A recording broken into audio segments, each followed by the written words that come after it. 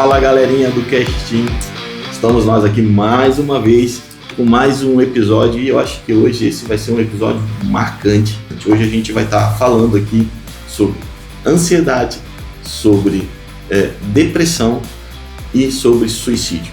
São fantasmas, são coisas que assombram muito dessa geração de adolescentes, e não só os adolescentes, mas boa parte da humanidade. E a gente vai ouvir mais falar sobre isso. É claro que hoje eu não foco no papo teen, no papo adolescente, no podcast adolescente. E com isso nós estamos aqui com a Nick. Dá um oi pra galera aí, Nick. Fala seu CPF, seu telefone. Não, tô brincando. O JM, que é o João Marcelo. Sou eu aí. Bom dia, boa tarde, não sei quando você tá vendo esse episódio. E nosso convidado de hoje. Eu chamo meu irmão, irmão Adilson, mas o Adilson aí, ele é um cara que tem uma vasta conhecimento, hoje é psicólogo, mas eu sei que já tive aula com ele, enfim, tem uma série de coisas aqui que a gente vai descobrir um pouco mais sobre o Adilson, mas ele veio aqui para contribuir de uma forma muito rica dentro desse casting, como alguém que tem uma autoridade, tem um conhecimento na área, para que a gente também não fale besteira aqui, Bom, Adilson, se apresenta pra gente, dá um alô pra galera. Então, primeiramente quero agradecer essa oportunidade de estar aqui com vocês. Obrigado pelo convite. Eu acho que tenho acompanhado aí os episódios de vocês, tem sido muito legal, essa iniciativa que vocês estão tendo de trazer uma produção de conhecimento. Sim. Hoje a gente vê que todo mundo se acha no direito de produzir conhecimento, e muitas vezes o conhecimento não é muito válido, Então essa iniciativa que a gente é legal. E me apresentando um pouquinho, eu sou psicólogo, já faz há quase 20 anos, tenho experiência clínica, tenho especialização em uma abordagem clínica que é a terapia cognitivo-comportamental.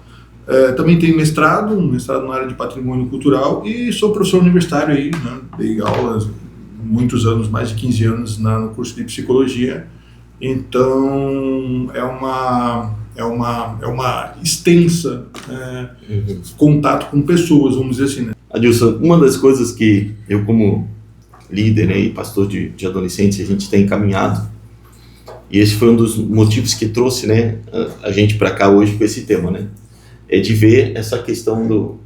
Vamos lá, a gente ouve hoje que a ansiedade e a depressão, ela é o mal vamos dizer assim, dessa geração de hoje. E a gente sabe que a gente já conversou aqui, você pode mencionar, que não é só sobre a geração adolescente, Isso é um mal que tem alcançado boa parte da humanidade. Mas nosso foco aqui é o adolescente em si. E a gente sabe que o que a gente mais tem percebido são os adolescentes hoje lutando, Eles já saem da infância para pré-adolescência, e na adolescência já de cara com essa questão de ter que lidar com essas questões emocionais, da autoaceitação, de tudo isso. Então, nós estamos numa época que é muito importante você não ignorar. Eu vejo que muitas pessoas acabam se esbarrando naquela brincadeira que acaba sendo geração raiz versus geração Nutella. Cara, você não vai tirar isso aqui do seu filho. É impossível. É impossível você acabar com a internet. Porque não sei o quê. A internet está aí, o celular está aí, e nós temos uma característica hoje que não dá para você ignorar porque você não concorda. Não concordar é uma coisa, aceitar é outra. Certo. Então você pode não concordar com o que está acontecendo, mas você precisa aceitar que isso não vai mudar, que isso vai ficar assim. E aí do que eu estou falando? Dados estatísticos, 40% hoje da população mundial é depressiva. Então, se você chegar num culto hoje e querer fazer uma revelação, aí você pensa assim, tem 100 pessoas no culto, e você chamar as pessoas deprimidas, no mínimo vai vir 40 pessoas para frente. Isso não é revelação, isso é estatística. Pessoas deprimidas. E, falando de ansiedade, o Brasil é o país mais ansioso do mundo, segundo a Organização Mundial da Saúde. E quais são as implicações de você ser ansioso? Cara, você é um cara extremamente sugestionável. Porque aí vem uma outra estatística importante. O Brasil é o número 1 dos países que mais acreditam em fake news. Por quê? Porque você é ansioso. E se você é ansioso, qualquer coisa que você cria, você acredita. Sobre essa questão, e eu me lembrei, que a gente estava abordando ali, que era essa diferença da questão da mistificação sobre o psicólogo cristão e o não cristão, que foi a pergunta que eu te fiz ali, né? Por que isso? Por que a gente pensa isso, que o cristão é melhor do que o não cristão? Aí que tá, porque aí você vem com aquela crença, né, de que, e a gente sabe que isso realmente é mito, porque, vamos pegar a questão da teologia, né, os caras que estudam, tem teólogo que é ateu, e você lê o livro dele, acha ele fantástico e nem sabe que ele é ateu. Ele não crê em Deus, só botou ali as pensamentos. Por exemplo, eu não quero polemizar aqui, se bem que eu sou um cara polêmico. Onde que eu vou, eu arrasto comigo polêmica. Jejuei 50 quinta-feiras. Então, eu esqueci de falar isso. Você vai me convidar aqui agora. Pois é. Então, gente, acabamos aqui o casting, vamos mudar para o Renato. Por que isso é mística? Né? Tem muita gente que gosta do C.S. Lewis. Né? Eu tô lendo a coleção do C.S. Lewis, né? C.S. Tem uns filmes bem legais. O bicho era de direita, era cristão. C.S. Lewis, ele fumava charuto. E C.S. Lewis acreditava no purgatório, ele orava pelos mortos. Olha só. E agora, como é que é pra tu isso? Vai deixar de ler, o cara não vai fazer filme, né? Mas o livro é bom, é bom. Você fica descobrindo. Ainda bem que ele não escreveu a Bíblia. Não sei o quê. Bom, mas é C.S. Lewis. Então, quando você fala assim, tem que ser um psicólogo cristão, claro, tem toda uma questão, e aí entra numa prática profissional, o psicólogo ele não opina. Você não vai fazer terapia esperando que o psicólogo vai dizer o que você tem que fazer. Mas eu acho que isso a gente vai encontrar em toda a área profissional. Não, sim, mas a gente eu acho que é um pouco disso, né? Eu acho que é isso que contribui para que essas coisas aconteçam, né, Edilson? Sim. Porque você vai ver infelizmente, o psicólogo que a gente espera por ser cristão, que ele vai ter um entendimento ou vai trazer um direcionamento ou um olhar assim, espiritual sobre aquilo ali, em algum momento espera-se isso. Agora aí entra em outra categoria. Se a gente for olhar só numa perspectiva dessa, a gente vai ser meio tendencioso. Por exemplo, né? Um cara que ele é empreendedor, o cara tem 60 anos, ele é empresário. Um cara que é político, né? Um cara que é figura pública. Você acha que ele vai procurar um recém-formado de 23 anos como psicólogo ou um cara já experiente, que já tem... Então, essa é a questão. Então, assim, você tem que ter uma história de vida para você atender uma demanda. Né? E essa história de vida não está necessariamente tendencionada a um conteúdo. Você vai procurar um profissional que tenha conhecimento técnico sobre a profissão, mas também tem uma história de vida. Eu tenho experiência com esporte. Então eu sou especialista em psicologia do esporte. O cara já atuou lá nas categorias de base, não sei o quê. Aí eu sou atleta, eu vou procurar esse cara que é especialista. Entendi. Agora, essa questão, por exemplo, que nós estamos falando de cristão, nosso país é um país cristão. Qualquer um pode falar sobre isso. E não existe um especialista em cristão, entendeu? E aí acaba entrando novamente naquele perigo da mística. Então eu vou consultar com esse cara porque ele sabe o que eu estou pensando. Não, é que nem, fechando essa ideia, quando eu fui trabalhar com dependência química, muitos perguntavam assim, você já usou drogas? Eu falei, não, nunca usei. Cocaína, crack? Não. Você já bebeu? Né? Já. Falei, olha, a única coisa que eu bebi foi lá com 18 anos, foi uma experiência ruim que eu tive na vida. Foi, mas eu não sou alcoólatra. Aí o cara falou assim, mas então você não me entende. Que para me atender, aí eu pensei, eu vou ter que cheirar vou ter que fumar. Daí voltar aqui. Peraí, eu vou ali dar uns goles, aí eu já volto. Saber a sensação. Então o que eu tô falando, cara? A sensação é tua, mas aspectos psicológicos, cognitivos. E sobre a questão da depressão? Então, se a gente tem, uma coisa pode estar ligada à outra também, tá? A ansiedade pode, de uma certa forma, também produzir a depressão. Porque se você tem uma pessoa ansiosa que não tem experiências de validação, que tem experiências de frustrações seguidas, né, ela pode criar pensamentos, e aí essa ideia, por exemplo, da ansiedade, ela é ao contrário, por exemplo, do medo, né? Porque o medo eu preciso ver alguma coisa estressora para o meu corpo reagir. Então eu vejo, eu escuto, então o estímulo ali entra do externo para o interno, aí o meu corpo reage. A ansiedade é o contrário, é a minha mente que produz a reação no corpo. Só que você não presta atenção nisso, você só vê pessoas que têm pânico, por exemplo, sufocamento e tal, mas essa não foi uma produção do corpo, foi uma produção da mente. Então, pensamentos negativos, pensamentos catastróficos, pensamentos pessimistas a partir de experiências negativas pode proporcionar não só a ansiedade, mas a depressão também.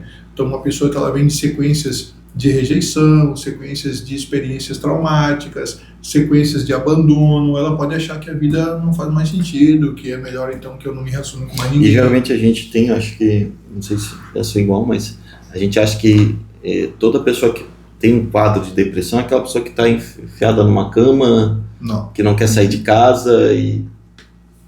Então, aí entra aquilo que a gente estava conversando em off, né? A gente precisa entender 3 coisas, né, que são distintas. Uma coisa é você trabalhar uma perspectiva mais espiritual, uma opressão maligna. Legal. Né? Porque isso é uma coisa, porque só para o pessoal entender aqui, nós estávamos falando assim, né? Até que ponto nós tratamos ansiedade e depressão como uma questão, um problema espiritual, e até que ponto isso é uma questão realmente neurofísica, né? Então, biológica, a né? depressão não é espiritual. Tá? Tem muitas pessoas que passam anos orando, fazendo corrente para sair da depressão, não vai se curar.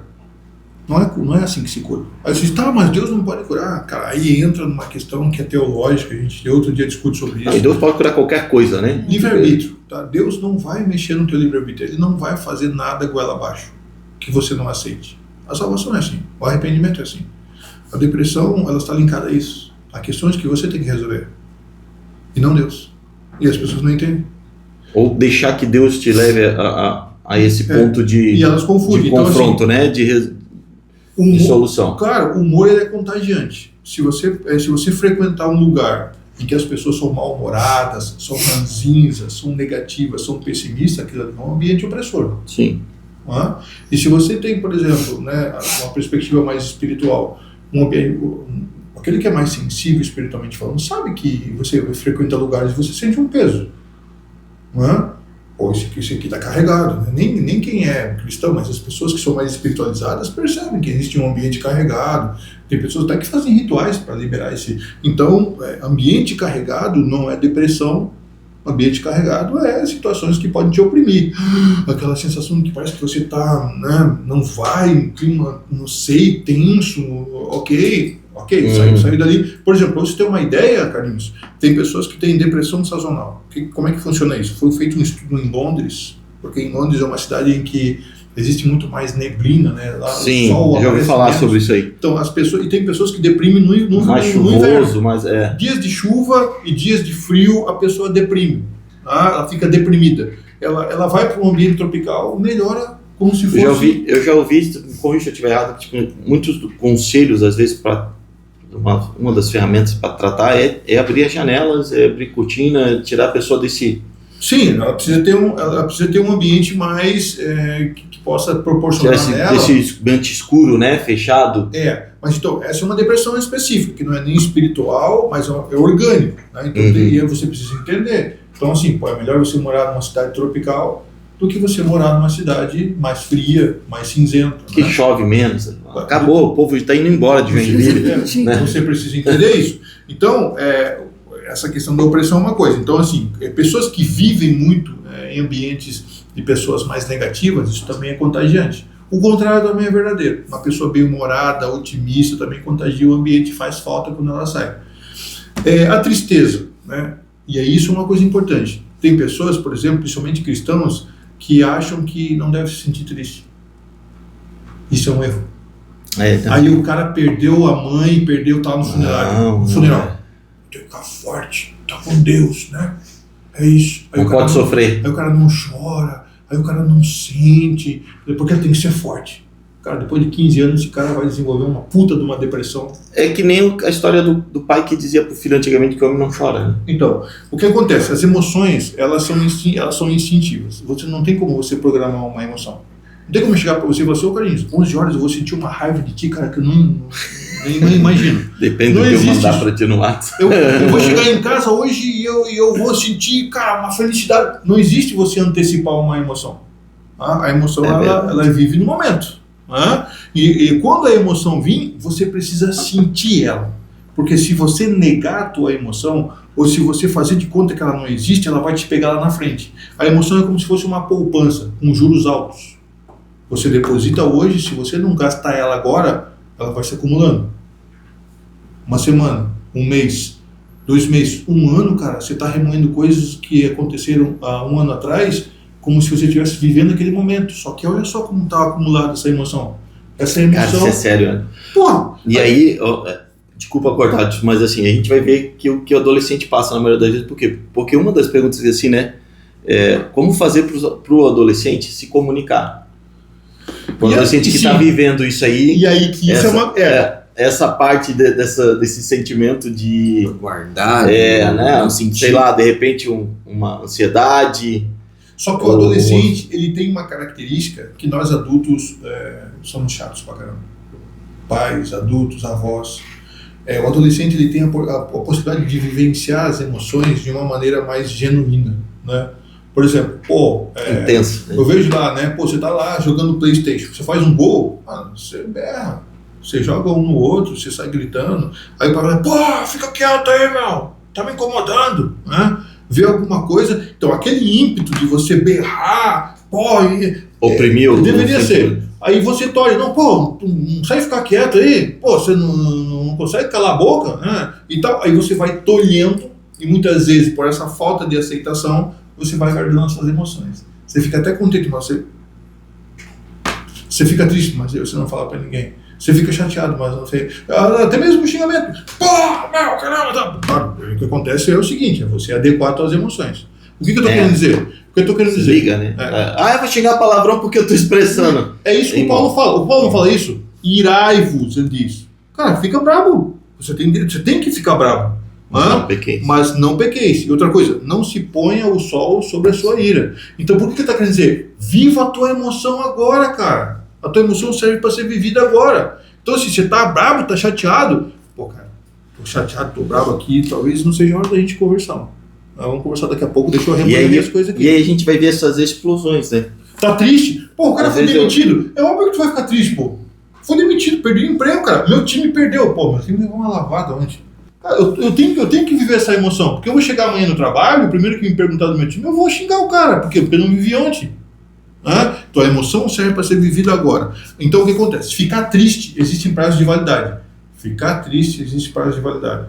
Lembra do Davi, quando perdeu o filho dele? Sim, que ele ficou ali enquanto o menino estava vivo, ele estava ali chorando, morreu sem comer, sem... Isso, bola pra frente. Agora, e aí isso é um negócio que a Bíblia fala que é interessante, que alguns se escandalizaram, seus servos se escandalizaram. Claro. Quando ele recebeu a notícia de que o filho dele havia morrido, Davi levanta, vai tomar um banho, vai comer.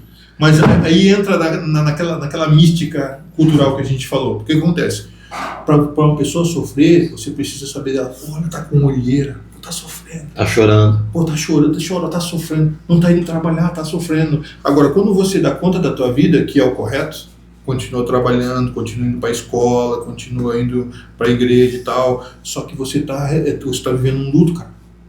Não quer dizer que você tem que estar descabelado, que você tem que estar chorando para as pessoas saberem que você está sofrendo. Não é isso. Mas as pessoas vão achar, tá bem, já fui trabalhar. Não, cara. Como assim tá bem? Você não sabe. Então o que acontece? Você precisa vivenciar o luto. Seus pais se separaram. Isso é terrível, cara. Você precisa vivenciar isso. Sua mãe morreu, ou foi demitido do emprego. Então se você guarda isso, toda a emoção guardada é uma emoção perigosa. Por quê? Aí a gente entra lá no critério. Vivenciar um luto, existe ali um prazo. E aí o DSM, que é o Manual Diagnóstico de Estatísticas de Doença Mental, todo psiquiatra e psicólogo usa isso como referência, ele vai entender que existe um prazo de no mínimo 2 semanas, olha só, 2 semanas para você entender se aquilo ali é uma tristeza, se aquilo ali é um luto ou se aquilo ali é uma depressão. Aí você tem que ter critérios, no mínimo 4 desses critérios que eu vou falar para você, para a pessoa entrar num processo depressivo. O que seria? Isolamento social, então a pessoa ela se fecha em casa, ela não quer conversar com ninguém, ela fica trancada, ela não consegue mais ter cuidados pessoais, então ela não toma mais banho, ela não escove mais os dentes, ela não penteia o cabelo, ela não faz mais a barba, ela pode ganhar ou perder peso, né, sem fazer regime, né, ela dorme muito, né, então além da conta, ela tem pensamentos negativos de que as pessoas não vão aceitar dela, de que a vida não faz sentido, de que o futuro é incerto, de que as pessoas não faz mais planejamento. Então não tem planejamento, não vê planejamento. Pensa nas coisas do futuro. Ela começa a se desapegar das coisas. Então ela não, cara, que é isso, sabe, pra você? Começa a desapegar de coisas. Vai guardar o que é teu, não tem mais valor sentimental por nada. Então assim, passou 2 semanas, todos os dias, Carlos, não é tipo um dia hoje, amanhã ela tá bem, e aí não. Todos os dias. Tem uma crescente assim daí. Todos os dias. Passaram-se 2 semanas, cara, tá depressivo. aí ela está depressiva. Eu quero jogar a bola para vocês dois aqui. Vocês estão aí mais, né, ouvindo a gente falar e a gente fala mesmo. Faço, sei lá, qualquer uma curiosidade de vocês, ou o que vocês acham que um adolescente pode ter sobre esse tema. Porque às vezes a gente, como tá bem resolvido, né, e não passou por isso, às vezes a gente... Mas pensem aí o que vocês, baseado nas amizades de vocês, nas pessoas que vocês conheceram, nas pessoas que vocês conhecem, e joga aí um tema pra gente... O tema não, né? A pergunta pra gente falar sobre isso, pro Adilson dar um feedback pra gente. Putz. Eu não pensando em adolescente, pensando numa pergunta ali, mas na questão pensando nos pais, né? Eu vejo, né, Adilson, também como adolescente, passando ali, principalmente no início da adolescência, passa um período que os adolescentes, né, nessa transição da infância para adolescência, né, na puberdade, tem uma tendência dos adolescentes passarem a escutar mais os amigos do que os pais, né? Acredito que tem essa... existe, né? Eu vivendo isso. Como por um pai vamos lidar com isso, de querer, por exemplo, o filho está passando por alguma situação, você percebe isso. Como lidar com essa situação, uma vez que os filhos têm essa tendência de não querer ouvir os pais, por achar que é antiquado, por achar que você que não vai entender o que você está passando, e preferindo ouvir os amigos, né? Como que um pai vai lidar com essa situação? Essa é uma pergunta ótima, perfeita, e tem lá as suas minúcias, vamos dizer assim, né? Primeiro, João, toda relação ela é construída em via dupla, tá? Toda relação, amizade, com figuras de autoridade, então a pessoa tem que vir e você tem que ir, aí o relacionamento é um encontro. Né? Quando você só procura e a pessoa não está disponível, isso não é um relacionamento. Ou quando a pessoa só te procura e você não está disponível, não é um relacionamento. Então, quando você fala, por exemplo, de uma relação com os pais, tem que ser uma questão construída. Não é do dia para a noite. Por exemplo, quando eu tinha 14 para 15 anos, meu pai que nunca conversou comigo. Nunca. Aí ele queria... vamos conversar. Pô, esse cara quer falar comigo aí. Aí queria ter um papo cabeça comigo. Aí queria falar coisa de menino. Né? Aí eu já vi pai assim, cara. Tipo assim, nunca conversou com o guri, aí o guri começa a ter alguns problemas, mas finalizando, daí ele fala assim, negócio é o seguinte, mano, vamos conversar. Aí o cara fala assim, mano, e aí eu quero te contar umas histórias quando eu era adolescente e tal. Aí você fala, pô, esse cara aí é estranho, agora vai contar da vida dele. Fica um negócio até estranho. Constrangedor, né? Fica até um negócio nunca chato, falou, assim, né? Sem sentido. Geralmente o pai vai fazer isso porque a mãe já deu um cutucão e falou assim, precisa conversar com o teu filho. Aí tu quer conversar com o cara como se o cara fosse descolado, entendeu? Falando umas coisas, e aí tu fica assim, pô, mas que cara mais sem graça. Né? Fica um negócio...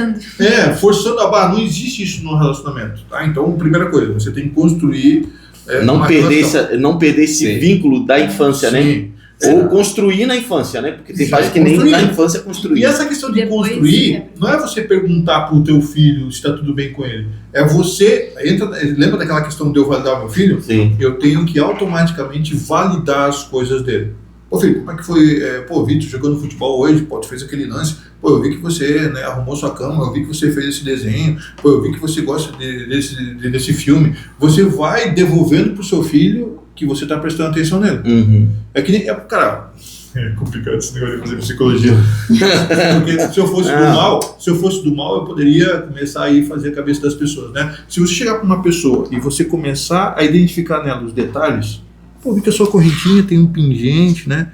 Mas você tá de branco e de bege, mas o seu cabelo tá jogado para... Aí a pessoa vai dizer, pô, esse cara tá olhando para mim, esse cara tá olhando o meu detalhe. Não é? Todo detalhe revela que você está prestando atenção, a pessoa é exclusiva para você. Toda vez que você menciona detalhes... Todo mundo tem cabelo, mas o teu cabelo tem um detalhe que eu estou dizendo. Todo mundo numa correntinha, mas a correntinha eu estou percebendo. Então quando você faz isso com o teu filho, você automaticamente coloca ele como uma pessoa especial. Você vê os detalhes dele. Você nota, pô, olha, o teu cadastro está desarrumado. Capaz, não anda com o cadastro desarrumado. Esse teu cabelo... É o tênis tomara que caia. Você não vai numa perspectiva de condenação, mas você vai numa perspectiva de validação. né? Você valida. Então isso é outro fator também. Então você constrói e você valida características do seu filho. E aí muitas vezes você é chato, porque teu filho gosta de Bob Esponja, mas você odeia Bob Esponja. E aí você não consegue reconhecer o gosto do teu filho. Cara, isso é interessante. Sabe que eu vivi uma experiência dessa e hoje eu tento, né? Qual o problema de gostar de Bob Esponja? Nunca é igual, né? Nunca é igual, mas de um filho para o outro, para quem tem mais de um filho sabe como é que é isso. Nick, vai pensar na tua pergunta. Mas assim, ó, quando o Arthur... Mas eu não respondi, tá? É infância, tu não respondeu ainda? Não. Mas vamos compartilhar. O Arthur estava da infância para pré-adolescência, esse negócio de game e tal... E aí eu nunca gostei, eu sempre gostei de jogar videogame, mas eu gostava de jogar um videogame na terceira pessoa, para você entender, onde você vê o boneco, né, se movimentando. Você vê o boneco fazendo as coisas, para mim era melhor jogar aquilo ali. E aí do nada ele apareceu com um jogo onde você não quer na primeira pessoa, onde você não vê, você só via a arma, né? Sim. Então assim, aquilo para mim era horrível. Daí já jogava. Aí eu não queria, não filho, eu não consigo e tal, mas ele falou, pai, e aí eu tive um flash nisso e eu falei assim, não, eu preciso aprender a jogar isso aqui com ele. E aí eu fui jogar com ele. E aí era nesses momentos onde eu e ele nós criamos uma das maiores, as melhores conexões, quando a gente jogava videogame junto, às vezes na madrugada, à noite, e eu fui desenvolvendo, eu era horrível no jogo, e só até hoje, entendeu? Ele ganha de milhão de mim nisso aí, mas é nesses momentos em que quando nós estávamos jogando que eu ia conversando com ele com as coisas do dia a dia, filho, e era o momento em que ele estava mais aberto para falar comigo e por incrível que pareça. Aí você tira aquela questão egóica, porque você não gosta daquele jogo, mas não é o jogo que é importante, é o teu filho. Eu aprendi a gostar por causa dele. Não é o Bob Esponja que é importante, é o meu filho. Se o meu filho gosta do Bob Esponja, eu também gosto, né? Por ele. Né? E aí eu suspendo. Aí entra outra coisa importante também, João. E isso eu vou falar uma coisa que talvez vai afetar muitos pais. O teu filho não vai falar a vida dele toda para você. Não vai. Não adianta essa história de dizer assim, pô, o pai é teu amigo, tá, cara, pode contar tudo o que você quiser. Não existe isso. Você não é amigo do seu filho, você é pai dele.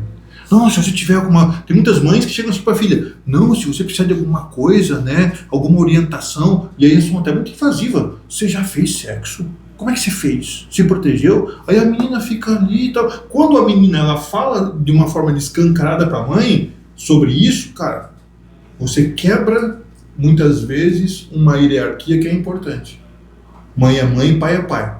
Então o que acontece? Na tua relação com o seu filho, você tem que deixar as portas abertas. Né? Por mais que o seu filho faça alguma coisa que você não goste, ou tenha uma opinião contrária, teu filho tem que entender que sempre que ele quiser, você está ali. Ele tem acesso. Você está ali. Agora, você perguntou assim, por que muitas vezes eu dou mais atenção para os meus colegas e eu não dou para os meus pais? Porque tem uma segredinha aí, e aí é a grande diferença do processo terapêutico. Por que é terapia e por que não é um bate-papo? Por que é terapia e por que não é uma conversa com os meus amigos? Porque as pessoas acham que ele vai lá só para falar. Eu converso com o meu Uber. As pessoas falam, eu conto os meus problemas para minha cabeleireira. Quando eu vou fazer a unha, eu conto o meu dilema lá. Eu tenho meus amigos, não vou para terapia. Então a pessoa não sabe o que é terapia. O que é terapia? A primeira coisa que diferencia qualquer tipo de conversa com a terapia é juízo de valor. Se você for automaticamente ter um aconselhamento pastoral, por mais que o pastor seja neutro, a posição dele denuncia aquilo que você vai falar. Por quê? Porque por mais que ele seja um cara bem aberto, ele é pastor. E muitas vezes pode fazer coisas que você, pastor, se choca com a posição dele. Agora, por isso que o psicólogo ele não deve tomar partido. Por quê? Porque no processo terapêutico você suspende o juízo de valor. Lá na terapia não existe certo e errado. Existem situações que vão ter consequências. E a gente vai ver o que fazer com isso. Mas quando você vai conversar com seu pai, sempre tem um juízo de valor. Quando você vai conversar com seus amigos, sempre tem um juízo de valor. Ou alguém vai ficar a seu favor, ou alguém vai ficar contra você. Ou alguém vai dar pitaco. Não, se fosse você, eu fazia isso. Não, pra você fez errado. Quer ver relacionamento? Cara, você tá brigado com a tua namorada, e aí você vai lá e fala pra Nick tudo que você pensa sobre ela. Só que daqui a pouco você volta, e a Nick ficou no teu lado, te defendeu, e ela vai odiar a tua namorada por causa de você. Mas vocês voltaram, o que você vai fazer? Aí você vai contar pra tua namorada, que você tinha falado pra ela, a tua namorada vai odiar a Nick e você perdeu a amiga. Porque automaticamente você expondo a tua vida para as pessoas, você automaticamente vai ter inimigos e amigos. Então existe um lugar para você falar isso. Teu terapeuta nunca vai ser teu inimigo.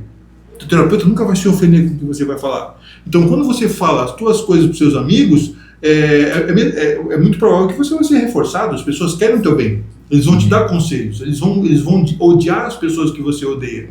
Eles vão se ofender pelas pessoas que te ofendem. Só que isso não é uma coisa que você pensa para sempre. Você muda de ideia. E mudando de ideia, você pode perder o amigo e você pode criar conflitos. Então, o que eu diria? Eu não contaria detalhes íntimos da minha vida para os meus amigos. Eu levaria isso para a terapia. Porque na terapia eu me resolvo. Com os meus amigos eu pode dar ruim. É importante falar isso, porque assim, e é uma realidade, né? Nem todo mundo tem acesso à terapia hoje. Claro.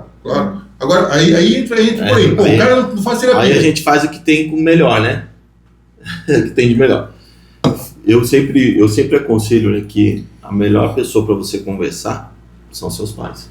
Mas aí, Carlinhos, é importante isso. Por exemplo, as pessoas não conversam nem com os amigos e nem com os pais, mas elas abrem isso nas redes sociais, que é o pior. Tem muitas pessoas abrindo.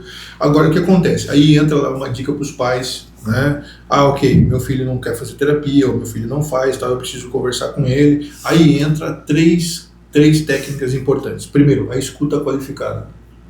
A escuta qualificada é suspender o juízo de valor, que é o mais difícil, porque você é pai do seu filho, você é líder de adolescente, Sim. Você tem uma relação sentimental com ele. Então, querendo ou não dá para você ser neutro. Mas o que seria uma escuta qualificada? Você suspender juízo de valor. Você escuta sem julgamentos. Sem já querer identificar se está certo ou errado. E os julgamentos não são só de palavras. Porque quando a pessoa fala alguma coisa e você faz assim, você já está julgando. Você faz assim. E aí, uma vez só que o adolescente vai conversar com o pai, nunca mais vai. Isso aí. Uma vez que ele vai conversar com o pai, Isso a gente aprende em ética pastoral também. Então, esse julgamento, né, que é você refutar ou não alguma coisa, em primeiro lugar você diz assim, olha, o que eu penso aqui é indiferente. A minha opinião pessoal sobre isso não é importante. O que é importante é você me falar o que você pensa, o que você está sentindo. E aí a gente vai ver o que fazer juntos. Pronto, você já deu um pontapé inicial de aceitação. E aí você precisa estabelecer um contrato. Então, a escuta qualificada é você suspender o juízo de valor. Atenção seletiva. Cara, que é o que mais falta hoje. Quando alguém for conversar com você... Tira tudo. Tira a tecnologia, tira tudo. Olha nos olhos dela e fala assim, pode falar com você. Né? Pode acabar o mundo, pode alguém querer bater a porta. Ninguém vai tirar o teu relacionamento daquela pessoa. Né? Eu sempre digo que terapia é um luxo, cara. Agora imagina comigo, Carlinhos, você marca uma sessão, o cara é estranho, ele fica 1 hora olhando nos teus olhos, interessado nos seus problemas, e interessado em encontrar soluções para você, ele é 100% seu, cara. Quem que você tem hoje que tira 1 hora para olhar nos teus olhos e dar atenção exclusivamente em você? Porque a maioria das pessoas falam dela. Você vai contar um problema e fala assim, não, mas você não sabe o que eu passo também. Porque eu sei que você está passando. Não, você precisa conhecer lá em casa. Cara, não estou falando de ti. Então, você encontrar uma pessoa... Acho que é a pior frase, né, para quem está trazendo um problema é dizer assim, eu sei o que você está... Não existe isso, cara. Então, pode prestar atenção. Todas as pessoas têm uma necessidade de falar delas. Ninguém consegue escutar o outro. Só escutar o outro. Não, vou lá. Não, mas comigo funciona isso. Não, mas lá em casa? Não, cara, não estou falando de ti. E aí que é o problema, porque o que acontece? Nessa questão de você querer falar sobre você e a pessoa atropela, aí você vai se isolando. Pô, tentei falar com a minha mãe. Não deu, porque fui julgado. Ela já usou o exemplo que ela vivia com a avó, com a minha avó. Mas com a minha mãe também fazia isso. E aí então, e quer ver a cena típica do pai? Né? Aí o menino teve lá uma tentativa de suicídio. Aí o pai vai lá na escola, ou vai lá no pronto-socorro, e aí, típico, tá? Vou tentar representar aqui.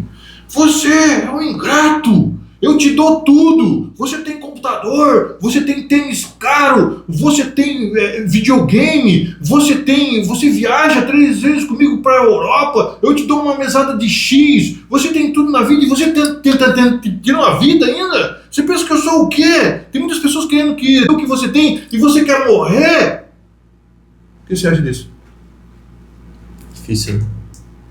E é o que os pais falam. Tu acha que esse cara vai conversar com o pai dele? Eu vi uma cena e talvez não tenha a ver com essa questão do suicídio, mas na praia, né? Os filhos, eu vivenciei isso. Os filhos estavam se afogando, eu corri, pedi ajuda, conseguimos tirar as crianças da água. E quando as crianças vieram para a água, a primeira coisa que o pai e a mãe fizeram foram querer bater nos filhos. É isso. Então, outra coisa importante, Carlinhos. Por que vocês desobedeceram? Por que... Cara, e eu tava ali chorando, tipo assim, Senhor, obrigado. Porque ele tava morrendo. Então, isso é outra coisa que eu também presto atenção, e isso acaba sendo contraproducente. Discurso moral não resolve o problema. Lição moral, e as pessoas se sentem no direito da lição moral. E é claro que a gente, como pai, a gente quer sempre tentar ensinar algo pro filho, né? Acho que os pais vão se identificar com isso, né? É normal, quando eu vou tratar o Samuel, por exemplo, o Samuel não quer comer a comida que foi colocada na mesa. Filho, você já parou pra pensar quanta criança está passando fome? Enfim, eu acho que isso vem já de natureza. Quem com filho que nunca ouviu o pai falar assim, tem criança que não tem o que comer e você está reclamando do que tem para comer. Não funciona isso, cara. E eu acho que isso já vem de fábrica já, e a gente vai tocando assim, né? Essas coisas. Às vezes não vão causar grandes males, às vezes podem causar, enfim. Mas eu acho que é um ponto a ser observado nessa questão de ler melhor os nossos filhos, né? Ler melhor. E essa é uma questão cultural. Eu vejo coisas bestas do cotidiano da casa que acabam automaticamente acumulando. Tá, o cara está aqui na mesa, todo mundo está comendo e tal, e aí o teu filho vai pegar o copo e derruba o copo e faz aquela lambança na mesa. Derruba suco, molha a mãe, molha o pai. O que vai acontecer? Pá! Você não presta atenção mesmo! Tá com a cabeça virada no mundo da lua! Você tá sempre avoado! Você conseguiu! Sempre chama tanta atenção! Acabou com o nosso almoço! Cara, não é essa a questão. O menino sabe que foi algo errado, ele errou, e esse discurso moral não vai ajudar nada. Nós temos que resolver a situação. Vamos lá, pega uma toalha, vamos resolver. Isso acontece, pode acontecer com todo mundo. Vamos lá e não sei o quê. Da próxima vez, esse menino não vai mais derrubar o copo. Se você fizer o primeiro exemplo, ele não vai mais nem querer pegar o copo na frente das pessoas. Talvez não vai querer nem sentar mais na mesa. Então, a forma como a gente lida com os erros é uma forma que a gente deveria aprender com Jesus. Já viu alguma vez Jesus dando lição de moral a alguém? Já viu? Ele podia dar uma lição de moral naquela mulher samaritana, né? Pô, 5 maridos, você não tem vergonha na cara, não? Por isso que tá aí pegando água sozinha agora. Né? Aquela mulher prostituta, pô, você não tem vergonha na cara? Os caras te pegaram no ato, meu, e agora vão vir aqui pra me te livrar? Não, pô, o que é isso? Vai criar vergonha na cara. Jesus dava lição de moral, não? Ele ensinava, né? Ensinava em amor. E por que a gente quer dar lição de moral nas pessoas, cara? Eu não entendo isso. Você tem um problema, você precisa resolver o problema. Se você ficar querendo, tá, mas por que você fez isso? O que você estava pensando na tua cabeça para fazer isso? Cara, não vai resolver o problema. E a gente comete essas falhas. Muito. Eu, como pai aí tá falando, a gente vai pensando, né? Tu nem vai falar pro cara, porque você diz assim, o cara vai ficar meia hora me enchendo o saco, e eu já sei. Não, meia hora é pouco, é 1 hora.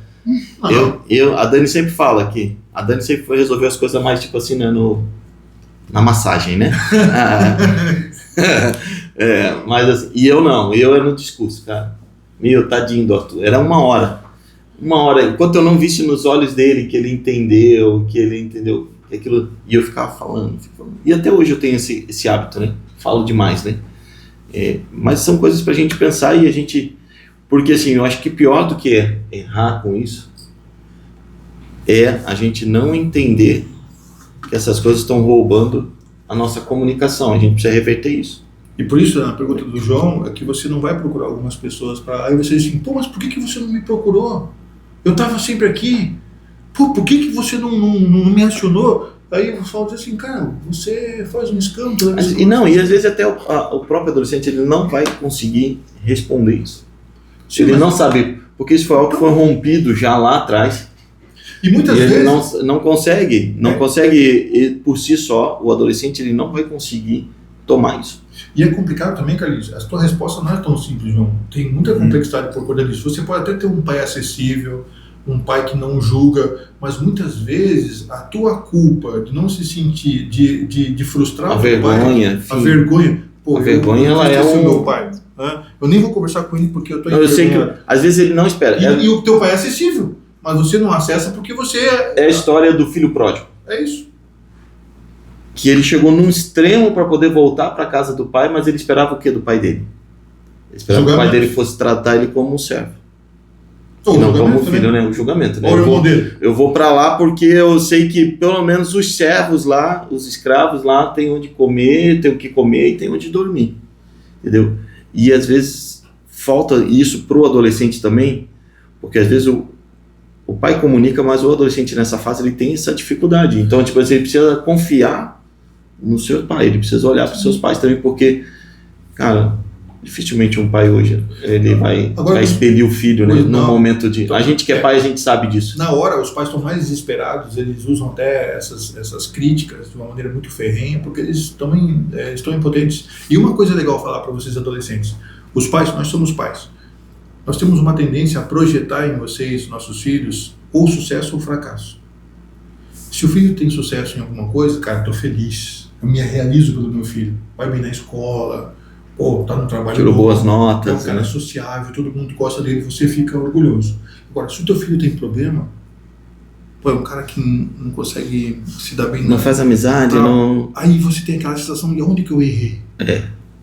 Você não faz uma cobrança sobre o filho, mas sobre o processo que você criou seu filho. É uma extensão, você é uma extensão dos pais. Muitas vezes os pais, eles estão assim, tão mal resolvidos com eles, que eles estão desesperados. E muitas vezes esse tocar os pés pelas mãos não é porque o pai mas é porque ele está perdido na identidade como pai também. Ele não se acha. E às vezes você vai ver ele tomando uma atitude extrema. Sim, porque ele acha ele acha que o extremo vai reverter aquilo, e não é. E aí eu sempre falo, Carlinhos, a gente tem a técnica do AT, né? Já viu isso? O controle da televisão, você sabe, tá acabando a bateria, você vai lá e... Você dá uma batida no controle como se aquilo fosse... Como se fosse pegar no tranco, né? Fosse abastecer. Aí o som do teu carro não tá pegando, você dá uma batidinha lá na caixa de som, aí ele pega. Videogame, né? Videogame não tá funcionando. Essa técnica de dar uma batidinha, você acha que não, eu vou dar umas porradinhas pra ver se ele acorda pra vida, né? Vou dar um... Sacudidão, né? E não é assim, cara. Você tem que trocar a bateria, né? Trocar a pilha. Você sabe disso. Chega uma hora que você vai quebrar o equipamento. É verdade. Isso é uma verdade, cara. É dura, mas é uma verdade. A gente precisa trocar a bateria. Porque às vezes o bater não vai... Ele vai até, às vezes, funciona. Você vai ficar tão bravo que você vai jogar naquele momento só, mas depois você vai ter que bater de novo. É isso. Vai entrar no... Nick, imagina. Pra gente ir, sim, né? A gente tá... Ou é um assunto que vai longe. Pensou em alguma coisa que falar sobre, perguntar hoje? Pensei. Assim, eu vejo muitas pessoas, né, tanto na minha sala de aula, e tanto eu já passei por isso, sobre essa questão, assim, de tu entrar ali na tua rotina, onde tu sai, tu vai pra escola, tu vai pra academia, tu vai pro trabalho, tu é uma pessoa feliz, tu é uma pessoa boa pros outros, mas quando tu entra dentro do teu quarto, tu odeia o que tu vê no espelho, tu não se suporta, tu se acha sempre que tu tá fazendo algo errado, tu sempre tem que melhorar e legal. Algo assim, como lidar com isso, como sair desse cenário?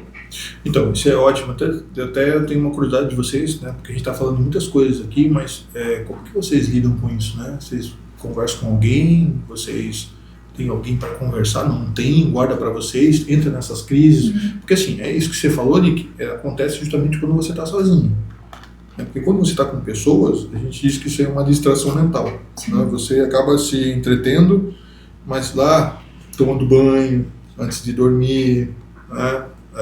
Ou quando você está sozinho no seu quarto, aí esses conflitos vêm. Porque esse é o objetivo. Aí a gente está falando de ansiedade. Os pensamentos negativos que a gente chama, pensamentos automáticos, são aqueles pensamentos que vêm na nossa cabeça que não é o diabo que manda. O diabo está mandando seta. Não, isso aqui são conflitos seus. O diabo não é onisciente para saber o que você está pensando. Então você acha que é o diabo que está mandando setas lá para você. Não, você tem conflitos e esses conflitos vão vir justamente no horário em que você deveria estar relaxado. Você deveria dormir, mas você não dorme, você fica preocupado. Você deveria tomar um banho bom, mas você não toma um banho bom porque você está preocupado. Você deveria almoçar sossegado, mas você engole para sair rápido porque sozinho. E tem muitas pessoas que falam assim, não, eu tenho que trabalhar, cara, porque se eu ficar em casa eu fico doido. O que tá falando? Ele fica pensando coisas ruins. Mente vazia é oficina. E na verdade não é a mente vazia, né? É a mente cheia, muito cheia, né? E aí entra essas questões. Como é que a gente trabalha isso, Nick? Primeiro você precisa identificar esses conteúdos. Que sentimento você tem? Dá nome para eles. Pô, que sentimento? Eu me sinto sozinha, eu me sinto abandonada. É solidão, é rejeição. Eu me sinto validada. Porque quando você identifica aquilo que é o problema, aí a gente vai para uma possibilidade de resolução. Né? Ah, sei lá, eu me sinto sozinha. Sentimento é uma coisa, evidências é outra. Tá, me sinto sozinha, por quê? Né? Ah, porque eu não sou compreendida, eu não tenho ninguém que consiga entender ou me dar uma escuta. Mas eu tenho muitos amigos, porque se uma pessoa leiga vai chegar, ela vai dizer assim, tá, mas por que você se sente sozinha? Você não tem um monte de amiga? Na escola você não é sociável? Por que você se sente sozinha? Ela não vai entender isso. Então, sensação é a percepção que a gente tem do mundo. Então, a primeira coisa para resolver isso é a gente identificar essas questões. Né? E aí você vai para evidências. Aí eu vou perguntar para você, se a gente estivesse trabalhando, né? Então, o que leva você a se sentir sozinha? Aí você vai dizer assim, é porque eu não tenho liberdade de falar aquilo que eu realmente estou pensando. Porque se eu falar disso que eu estou pensando, as pessoas... Porque assim, a gente cria um estereótipo, né?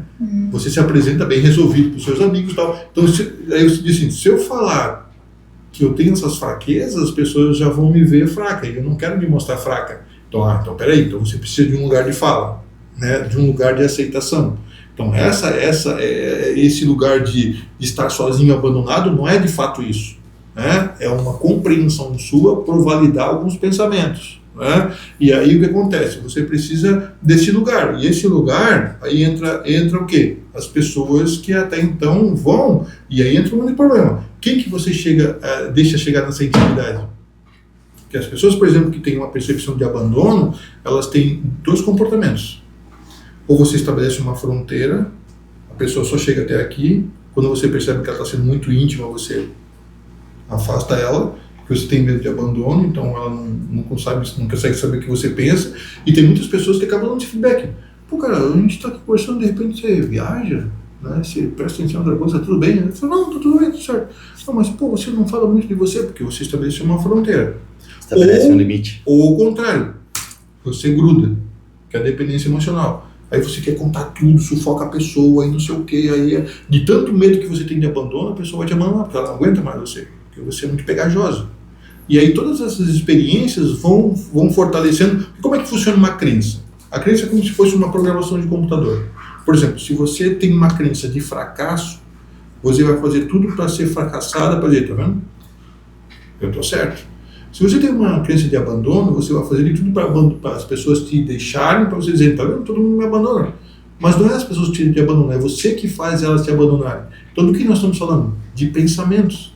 Quando você pensa coisas sobre você vai tendo comportamentos a partir daquele pensamento. Então, se a gente identificar esses pensamentos, identificar essas emoções, aí sim você consegue trabalhar elas. Mas por que eu estou te falando isso? Não é tão simples. Por quê? Porque a gente não tem um autoconhecimento sobre nós. Você não sabe nem o que você pensa, nem o que você sente. Só dá aquela angústia. Estou me sentindo mal. Aí a gente pergunta, mas essa é uma perguntinha básica para todos nós aqui, inclusive os que estão nos assistindo. Quando você tem uma sensação ruim, a primeira coisa que você precisa fazer é identificar quais são os pensamentos e as emoções. Estou com uma sensação ruim, mas o que eu estou sentindo? Estou sentindo tristeza, mas pelo quê? Qual é o gatilho? Porque as coisas não vêm do nada. Eu vi aquelas pessoas que falam assim pra mim, pô, tava tudo bem, tava lá no Teams, do nada eu comecei a ficar triste. Não foi do nada. Pô, tava bem no Teams, mas quando eu cheguei em casa, identifico o gatilho. O que você escutou, o que você viu, o que você... Isso é interessante. Porque quando você acha o gatilho, você consegue tratar... Então, identifica o gatilho, identifica qual é a percepção que você tem desse gatilho, aí você vai entender por que você está agindo dessa forma. Aí a gente vai para uma proposta de trabalho. Ou você precisa, sei lá, enfrentar situações, você precisa de... Porque aí o que acontece? Os nossos pensamentos fazem com que você evite coisas. E toda vez que você evite coisas, você não trabalha isso. Aí você começa cada vez mais a se afastar dos estressores. E aí tem que fazer o contrário, o movimento ao contrário. Você tem que ir dos extras para você mudar pensamentos. É um negócio meio complexo, né? Sim. Na verdade, João 16:33 vai dizer assim, né? Eu disse essas coisas para que em mim vocês tenham paz. Neste mundo vocês terão aflições, mas tenham bom ânimo. Eu venci o mundo. Jesus já foi adolescente, é claro que num outro tempo, mas passou por isso e a Bíblia afirma que ele foi 100% homem, né? Então, assim, o que eu quero dizer com isso? Que a gente não pode olhar para essa questão da adolescência e de se desesperar. Eu acho que assim, se a gente fosse... Existem duas eras muito diferentes, Carlinhos. A nossa adolescência e a adolescência atual. Por que eu estou falando isso? Aí tem a ver com a ansiedade, tudo que a gente falou. A gente pode até resumir isso aqui agora. Nós vivemos uma época em que nós não temos, no ambiente onde a gente vive, nas relações, um sofrimento físico. Por exemplo, se você pega uma geração anterior, as pessoas tinham até dinheiro, mas o dinheiro não era suficiente para te dar conforto. Pô, você não tinha carro com ar-condicionado, você não tinha ar-condicionado na tua casa, você não tinha geladeira, a tua casa... Você tinha dinheiro, mas você não tinha essa recursos, tecnologia, Você não tinha internet, você não tinha computador, não tinha nada. Então hoje, a gente tem todos esses confortos. E o conforto, ele vai de encontro a uma questão de você ser bem resolvido. Então, o que eu diria? Olha só como é coisa doida. Uma felicidade ou uma alegria só é alegria porque existe um desprazer antes. Raciocina comigo. Se você tirasse o sofrimento do mundo, não existia felicidade, nem prazer. Um faz parte do outro. Essa relação de bem e mal, elas não são contrários. Eles fazem parte do mesmo processo. E aí a gente poderia entrar numa perspectiva filosófica e teológica. Satanás não é adversário de Deus. Satanás é uma criação de Deus. Se Satanás é uma criação de Deus, o mal vem de Deus. E se o mal vem de Deus, ele tem os dois lados, o bem e o mal. Só que o mal, ele é subjetivo. Nós entendemos isso como mal. É como se um pai batesse num filho, né? Aí o filho vai ficar puto, você tá... Aí o pai fala assim, não, isso é pro teu bem. Pô, mas como é pro teu bem? O filho acha que é pro mal, mas você acha que é pro bem. Então não existe mal, um conceito universal. O mal e o bem é um conceito subjetivo. Então quando você vive hoje com a ideia de felicidade plena, ou com uma ideia do conforto, isso nos causa um vazio, porque nós precisamos da frustração. Nós precisamos do sofrimento. Não. Como o adolescente hoje não tem sofrimento, a ansiedade vem para suprir essa falta, mas uma falta disfuncional. Aí você é aquele pai que não entende porque o guri tem tudo e ele quer morrer. Porque não existe sofrimento. Cara, é muito sério isso, porque assim, se você pegar um adolescente que ele não tem o melhor celular, ele não anda de carro, tem que andar de ônibus para ir para uma escola, que ele não tem o melhor game, ele não tem nada disso. Você não vai ver esse adolescente com uma depressão e, na maioria das vezes, com alguma coisa nesse sentido. Por quê? Porque ele tem que se virar, ele tem que correr atrás das coisas, as coisas não vêm fáceis para ele, essa é a verdade. E olha só a construção, e aí a gente está falando de uma coisa assim, muito complexa. Tá vendo aquele cara lá? Aquele cara tem 10 anos, ele quer um celular. Eu dei celular para ele? Só que lute. Pô, os meus amigos têm celular, e eu sei que tem criança. Eu vi isso em casa também. Anos, na verdade, o meu ele não queria um celular, ele queria um iPhone 15 Pro. Tipo assim, vai chegar a hora dele. Agora não, eu fui na loja ver, como não tinha, eu não comprei, sabe? Não, aí entra aquela construção, João. Ele tá quebrando tudo em casa por causa disso? Ele me bateu? Não. Ele tá puto? Ele tá indignado? Não, ele entendeu. Ele ficou chateado, eu sei que ele fica chateado, eu sei que ele fica frustrado. Mas daí a mãe fala assim, não, mas se eu não der, ele quebra tudo, ele cai, ele se faz birra, se joga no chão. Então, olha só a construção de quem está falando. Então, assim, se você não priva, e eu sempre falo isso quando eu tenho a oportunidade, a maior herança que um pai deixa para o filho, a maior herança não é dinheiro, não é nada voltado para isso, é a frustração. Se você sabe lidar com a frustração, você consegue tudo na sua vida. Se você não sabe lidar com frustração, você é um cara que vai dar problema. Quantos bebezões aí, adultos você tem, cara? Que não aceita ficar numa fila. Trânsito. Os caras não ficam atrás de ninguém. Não aceitam não aceita ser contrariado. Agora, veja, adulto, agora imagina um adolescente que não sabe lidar com isso, como é que ele vai ser na vida adulta, cara? E eu como pai, eu como líder de adolescente, eu como chefe, eu tenho que, de uma certa forma, preparar ele. Olha, o negócio é o seguinte, vou te dar um feedback, tá? Não é esculachando o cara. Isso é questão de esculachar, mas é preparar ele para lidar muito mais com o desprazer do que com o prazer. Porque se ele lida com o desprazer, ele vai lidar com a validação. Por exemplo, Nick, se você está buscando uma validação, são o contrário que vai te deixar mais forte. Se você sempre for validado onde você chegar, isso não vai ser bom para você. O que vai ser bom para você é não ser validada, porque a primeira vez que você for validada, você vai dar valor pra caramba. Você entende? Então a gente se constrói pela negação, pelo não. Né? Quando uma pessoa... É que nem uma mãe super protetora, cara, isso é evidente. Algumas mães aí, pais que vão me escutar, de repente podem me cancelar. Uma mãe super protetora e um pai super protetor, a primeira coisa que o filho faz é sumir deles, cara. Por isso que não entendem. Pô, mas casou, me abandonou. Pô, mas eu dei tudo, agora não tá nem aí pra mim. Cara, super proteção nunca faz bem pra ninguém. Você precisa deixar o seu filho fazer as coisas que ele tem que fazer, mesmo você sabendo que ele vai fazer errado. Por exemplo, né? Vamos trazer aqui, tá fazendo uma perspectiva teológica. Você acha que Deus sabia que Adão ia pecar ou não? Com certeza. E por que Deus não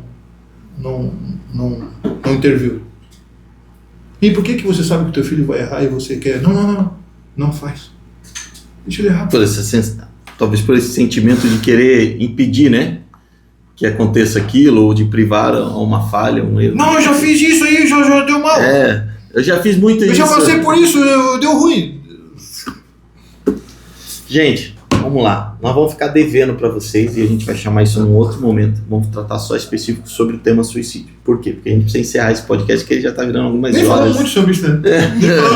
Nem falamos sobre isso. Tá, mas agora tô curioso, quero saber dos dois, tá? Como é que vocês lidam com tudo isso? Vocês, né? Com essas questões emocionais, mais íntimas, guardam para vocês? Como é que vocês lidam com isso? Cara, eu sempre fui muito de guardar, assim, né? Nunca falei. E isso é que nem o tio falou, eles falou. Chega uma hora que você tem que sentir aquele sentimento, né? Daí aconteceu muito, né? Principalmente anos atrás, né? Que eu já testemunhei várias vezes essa questão, né? De dependência emocional, de coisa. Quando vinha alguma coisa de encontro com o que eu achava, eu guardava e demora explodia. Daí falava, xingava, porque eu ia guardando aquele sentimento, guardando, daí uma hora eu tinha que sentir, né? Daí soltava tudo de uma vez e nunca não é ideal, né? Tem que, nem o tio falou, muito importante de ter que sentir aquele sentimento na hora, né? Então, ainda é algo que eu tenho tratado, mas muito melhor, né? De conseguir ter de conversar, de sentir sentimentos, mas ainda é uma coisa que eu tenho que tratar nessa questão de guardar muito, né? Mas não é algo que já tem sido bem melhor, de entender o que estou sentindo, buscar entender o porquê eu estou sentindo isso, né? E tem sido melhor já, essa questão de também saber quando o que falar, como falar, saber entender, né, também o que eu estou sentindo, né? Mas, pra mim, eu, no começo, assim, da minha jornada, sempre identifiquei muito o problema, assim, nessa questão do minha mente sempre tá me auto-sabotando, assim, né? E principalmente nos momentos sozinhas, ali onde eu citei, assim, e com o tempo eu fui adquirindo fiz terapia e fui adquirindo uma inteligência emocional de uma certa forma, assim. E juntamente, né, com o Senhor, sensibilidade, assim, eu comecei a entender que hoje esses pensamentos, eles ainda vêm.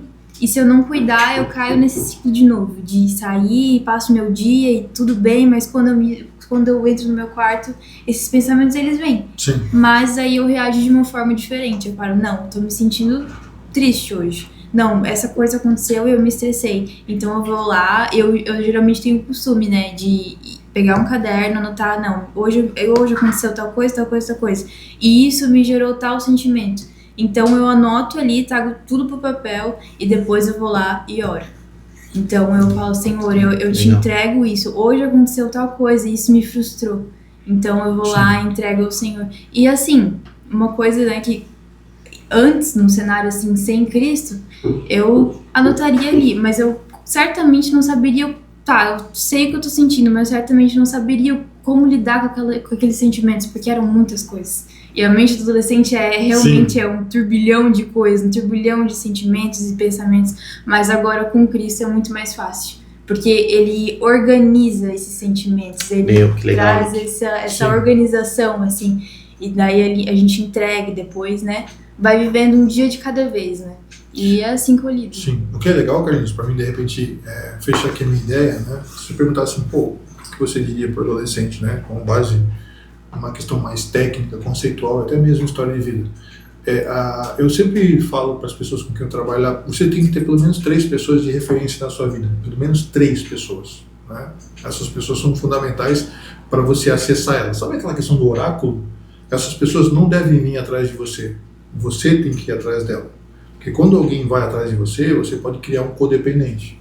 E você não precisa de codependentes. Você não precisa de ninguém ficar te paparicando, você precisa que alguém te oriente. Então, eu sempre digo, se você encontrar um bom terapeuta, esse é uma pessoa de referência, um bom consultor financeiro, um cara que se deu bem na vida, que possa orientar você com relação a aspectos financeiros, ótimo, e um bom líder espiritual. Se você tem essas 3 pessoas na sua vida, que você possa acessar a hora que você precisar, não tem por que você tomar decisões equivocadas. Essas pessoas vão estar organizando o seu pensamento. E outra coisa importante para o adolescente nós precisamos de experiência. Quanto mais você faz, mais experiência você vai tendo. Então, assim, a exposição em grupo, a exposição diante de desafios, né? Toda a situação que você tenta evitar essas que você precisa enfrentar, mas nunca sozinho. Eu falei, essas 3 referências aqui. Sim. Quanto mais você experimentar, mais cuidado com o que você vai querer experimentar aí.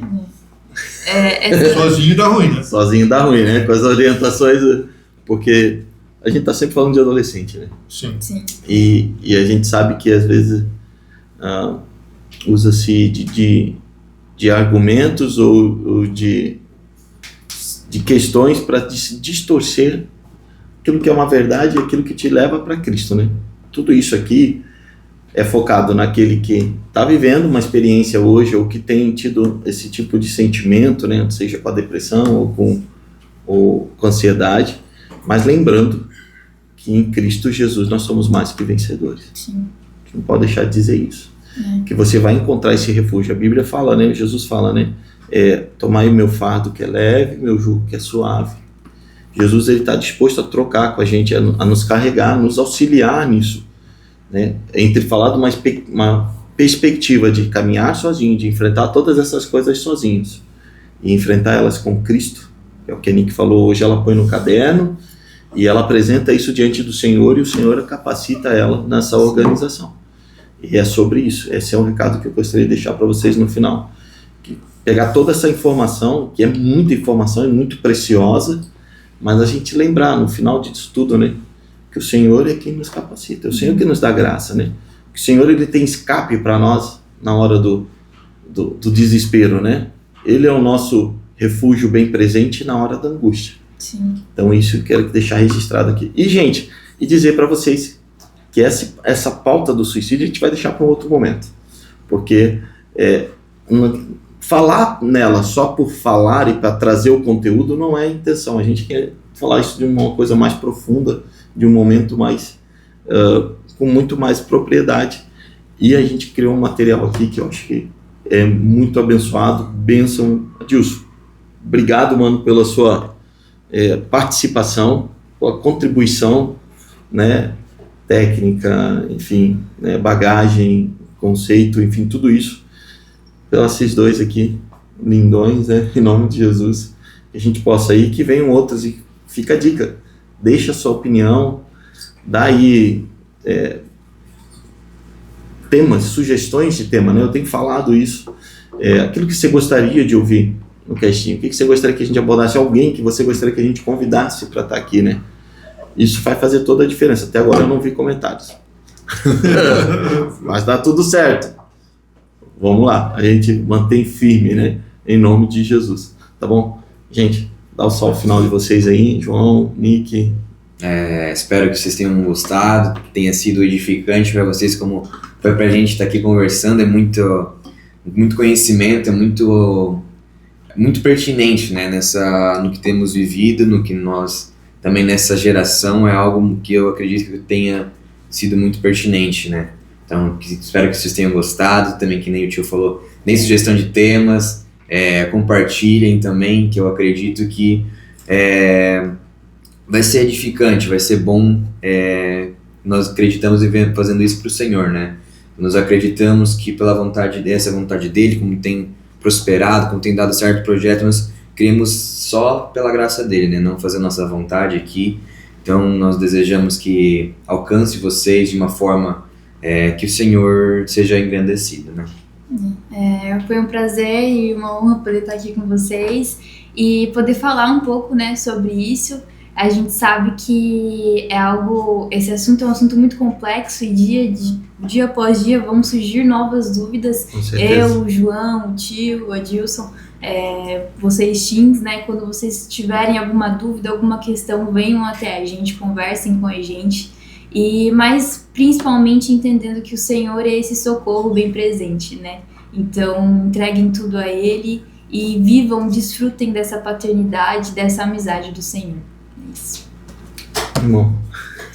Tô aí sempre, né? Sempre que precisar. Bom que deu certo, né? Pra gente conversar, né? Eu sou fascinado por esse tipo de conversa, né? Tudo que diz respeito à área da psicologia, tô dentro, né? Então, sempre que vocês precisarem, estou à disposição. E obrigado pelo convite. Em nome de Jesus. Gente, então fica aí. Toda sexta a gente tem Conexão Teens. Vem fazer parte desse grupo, né? Em nome de Jesus, você está precisando do grupo aí para ser aceito, entendendo? Vem fazer parte desse. A gente vai estar próxima semana já passando. Essa semana não deu que a gente gravou. Quem foi o sorteado? Então a gente vai falar e a gente vai convidar para essa pessoa vir aqui receber. Esse papo vai aparecer no Casting, se Deus quiser. E em nome de Jesus, obrigado por compartilhar. Continua mesmo compartilhando em nome de Jesus. Deus abençoe sua vida em nome de Jesus. Até a próxima. Abraço. Fechou.